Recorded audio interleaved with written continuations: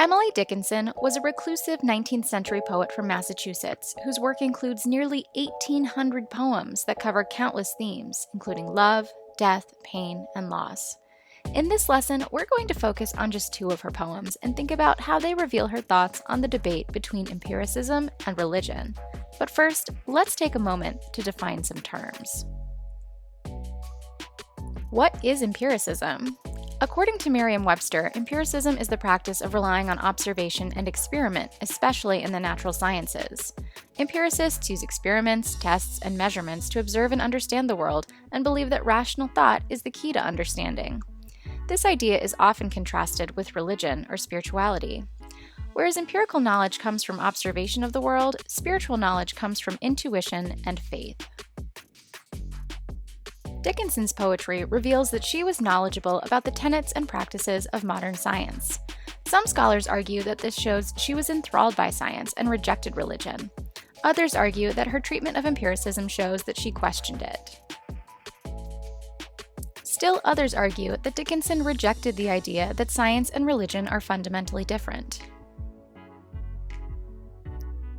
Scholar Harrison Dietzman explains this point of view when he writes, "Rather than exclusively use science to interrogate religion or faith commitments broadly, Dickinson also uses religion and the language of faith to interrogate science. Dickinson demonstrates discomfort with religious fundamentalism, but directs equal scrutiny towards empiricist fundamentalism." In other words, Dickinson believed that there were limits to what empiricism could explain, just as there are limits to what religion can explain. Using this idea as a lens, let's look at two of Dickinson's poems, "The Brain is Wider Than the Sky" and "A Coffin is a Small Domain." First, we'll look at "The Brain is Wider Than the Sky." Follow along with me as I read the poem aloud. The brain is wider than the sky, for, put them side by side, the one the other will contain, with ease and you beside.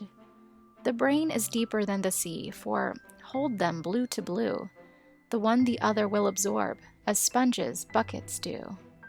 The brain is just the weight of God, for, heft them pound for pound, and they will differ, if they do, as syllable from sound. Let's take a closer look at these lines, paying special attention to Dickinson's use of language that evokes ideas related to science and math. In choosing the brain as her subject, Dickinson evokes the empiricist model of thought, which privileges rationality and observation. She emphasizes this idea with references to scientific measure through comparison in phrases like wider than the sky and side by side. However, in her rendering, the brain, or thought, is powerful enough where it can contain the sky, which means that it must be too expansive to measure. Alternatively, we could read this as Dickinson saying that the brain is powerful enough to invent something as expansive as the sky. In the second stanza, Dickinson doubles down on more examples of measurement that describe the brain as deeper than the sea and compare the blue of the ocean to the figurative blue of the brain. Similar to the first stanza, the brain is big enough to absorb the sea, or perhaps it absorbs the sea, God's creation, because it has the power to invent it. In the last stanza, Dickinson writes that the brain is just the weight of God. It is unlikely that she meant that God weighs the same as a human brain, about 3 pounds. In comparing the weight of the brain to the weight of God, she finds them pound for pound to be the same. She further adds that even if we find that they are different, they are still as similar as syllable and sound, which are components of one another. So what can we take away from this analysis? Dickinson seems to claim that the brain cannot be fully measured because it is too expansive. She could also mean that empirical thought is inadequate for understanding everything. On the other hand, she suggests that the brain has the ability to invent God, as they are pound for pound the same. Either could equally be the creator of the other. Moreover, they're as similar as syllable and sound, which are almost indistinguishable. If we take the brain to represent empiricism and God to represent religion, we can argue that this poem reveals Dickinson's view that there is no difference between religion and science. To put it differently, belief in the scientific method is no different than spiritual belief. Let's look at one more example in the poem "A Coffin is a Small Domain." Follow along with me as I read aloud. A coffin is a small domain, yet able to contain a citizen of paradise, in it diminished plain. A grave is a restricted breadth, yet ampler than the sun, and all the seas he populates, and lands he looks upon.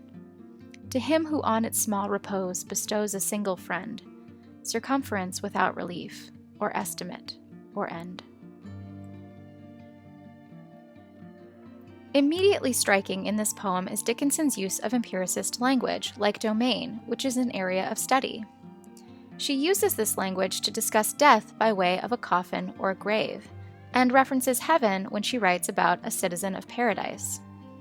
She describes the interior of the small domain as a plane, which in mathematics is an infinite surface. So even though the coffin is small, it contains an infinite plane.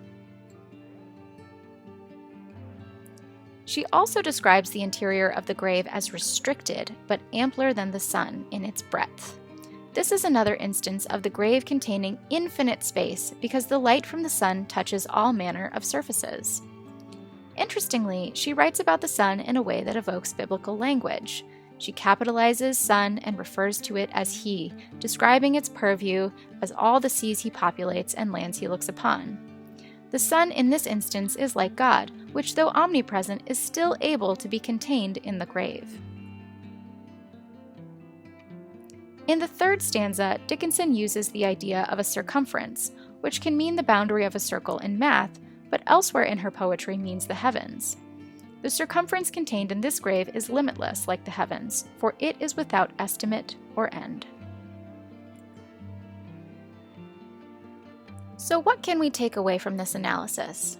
Whereas in the first poem, Dickinson chose the brain as her subject, in the second, she used mathematical terms like domain, plane, breadth, and circumference to measure a grave. She maintains that the area is small and restricted and uses the conjunction yet to suggest that at the same time it's small, it's also infinite. This is similar to her argument about the brain, which is wider than the sky and deeper than the sea. Again, in this poem, we can find that Dickinson rejects neither science nor religion. She accepts both as a means for understanding the world. Keep in mind that this is just one way to read Dickinson. She expresses her opinions, but she tells them slant, which is to say that there are many ways to approach and interpret her poetry. As Ivy Schweitzer writes, resisting interpretation, defying logic and narrative, offering myriad poems with occluded center, gleefully engaging in riddling mysteries and choosing not choosing, make Dickinson's poetry a delightful labyrinth of multiple meanings. I hope you feel empowered to go out and try a Dickinson poem on your own. Thanks for watching.